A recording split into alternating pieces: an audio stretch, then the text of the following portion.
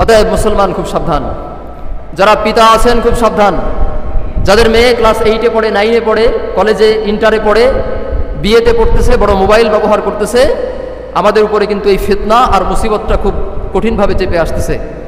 আপনি সতর্ক হলে, আপনি পিতা সতর্ক হলে, আপনি চাচা সতর্ক হলে, আপনি আত্মীয় স্বজন সতর্ক হলে আমাদের মেয়েরা ইনশাআল্লাহ এই ধরনের ঝামেলা থেকে বেঁচে যাবে।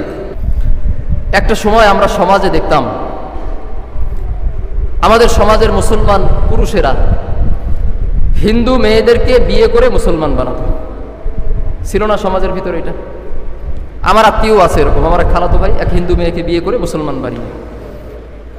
সময়ের পরিক্রমায় এটা এখন পরিবর্তন হয়ে গেছে। এখন আমাদের মুসলমান মেয়েদের জানি কি হয়েছে, আর আমাদের অভিভাবকদেরও জানি কি হয়েছে। বর্তমানে একটা দুঃখজনক চিত্র আমাদের সামনে আছে, তা হলো আমাদের মুসলমান মেয়েরা, পর্দানিশীন মেয়েরা, মা বাবা নামাজি এরকম পরিবারের মেয়েরা হিন্দু ছেলেদের ফাঁদে পড়ে নিজেদের জীবনগুলোকে ধ্বংস করছে। এই বিষয়টা আমি অনেক দিন ধরে খেয়াল করে আসতেছি, কিন্তু আগে গুরুত্ব দেই নাই, কিন্তু এখন দেখলাম যে এটা বাস্তবেই অনেক বেশি প্রকট হয়ে গেছে। আজকে ফেসবুক সহজ হয়ে যাওয়ার কারণে, আজকে ফেসবুক, মেসেঞ্জার, হোয়াটসঅ্যাপ, ইমো এগুলো সহজ হয়ে যাওয়ার কারণে উঠতি বয়সী তরুণ তরুণীরা একজন আরেকজনের সাথে প্রেম ভালোবাসার সম্পর্কের মধ্যে ঢুকে গিয়ে মুসলমান মেয়েরা হিন্দু ছেলেদের কাছে ধর্ষণের শিকার হচ্ছে। এটিএন বাংলারও একটা নিউজ আমি গতদিন দেখলাম।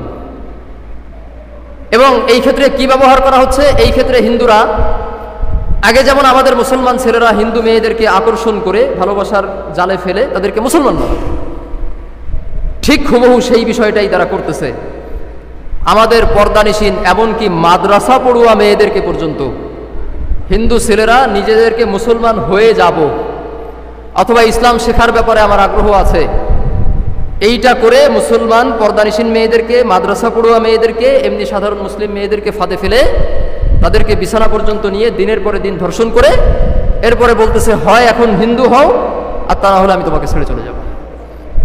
এই বিপদ আমাদের দেশে এখন রন্ধ্রে রন্ধ্রে ছড়িয়ে পড়েছে, বিশেষ করে বড় বড় শহরগুলোতে একের পরে এক ঘটনাগুলি আমাদের সামনে আসতেছে। এখন আপনি যদি মনে করেন আপনার মেয়েটা কলেজে যায় হাত মোজা পরে, পা মোজা পরে, মাদ্রাসায় পড়তে দিয়েছেন, মহিলা মাদ্রাসায় হাত মোজা পরে, পা মোজা পরে যায়, কিন্তু সাথে একটা শয়তানের বাক্স আছে, মানে মোবাইল আর কি। তাহলে আপনি যদি চিন্তা করেন যে আমার মেয়ে কি আর এইটার ভিতরে এই ঝামেলায় কি পড়বে, তাহলে আপনার চিন্তাটা ভুল।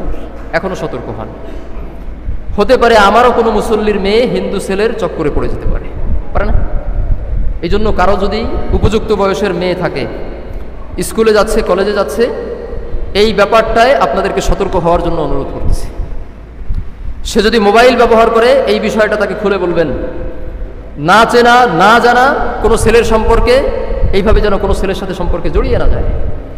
হতে পারে আজকে একটা হিন্দু ছেলের সাথে সম্পর্কে জড়িয়ে গিয়ে তার সাথে বিছানায় গিয়ে সন্তান সম্ভবা হয়ে একসময় সন্তান সহ তার জীবনটা নষ্ট হয়ে যাবে। সে জানতে পারবে একটা হিন্দু ছেলে তার জীবন নষ্ট করে দিয়েছে।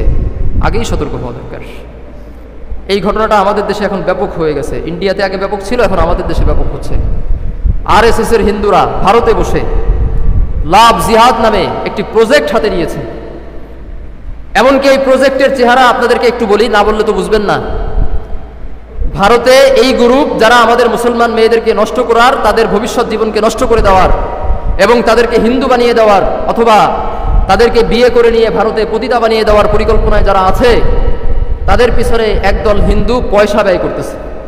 তারা তাদের যুবকদেরকে বলে রেখেছে, বেকার যুবকদেরকে, যদি কোনো মুসলমান মেয়েকে তোমরা ফুসলিয়ে ফাসলিয়ে প্রেমের ফাঁদে ফেলে তাকে বিয়ে করে তাকে হিন্দু বানাতে পারো, তোমাকে নগদ 2.5 লাখ রুপি দেওয়া হবে, তোমাকে চাকরি দেওয়া হবে।